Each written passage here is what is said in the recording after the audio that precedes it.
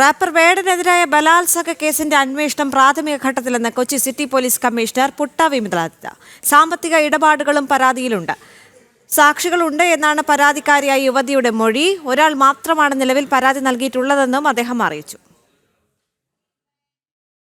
അപ്പോൾ ഈ കേസിൽ നമ്മൾ കേസ് രജിസ്റ്റർ ചെയ്തിട്ടുണ്ട്. 376 IPC പ്രകാരമുള്ള കേസാണ് രജിസ്റ്റർ ചെയ്തത്. അതിനകത്ത് അന്വേഷണം പ്രാഥമിക സ്ഥിതിയിലാണ്. സോ ഇതിൻ്റെ എല്ലാ രീതിയിലുള്ള നിയമ നടപടികൾ നമ്മൾ എടുത്തിട്ട് ബാക്കി അന്നത്തെ നടപടികൾ ചെയ്യും. അല്ല, അതിനകത്ത് കുറച്ച് സാമ്പത്തികമായിട്ടുള്ള ട്രാൻസാക്ഷൻസ് ഉണ്ട് എന്ന കാര്യങ്ങൾ കൂടെ കംപ്ലൈൻറ്റിലുണ്ട്. ആ കാര്യങ്ങൾ കൂടെ നമ്മൾ നോക്കി ഇപ്പോൾ അങ്ങനെ ഒന്നും ആഡ് ചെയ്തിട്ടില്ല. അതിൻ്റെ ബാക്കി എന്തെങ്കിലും തെളിവുകളോ മറ്റോ കിട്ടിയാൽ നമുക്ക് അതിനകത്ത് എന്തെങ്കിലും ഉണ്ടെങ്കിൽ ആഡ് ചെയ്യാം. നമുക്ക് ആദ്യം ഇതിൻ്റെ പ്രാഥമികമായി കുറേ കാര്യങ്ങൾ ചെയ്യാനുണ്ട്.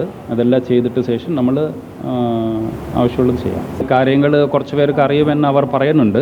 നമ്മളതൊക്കെ വെരിഫൈ ചെയ്യും എന്താണെന്നത്.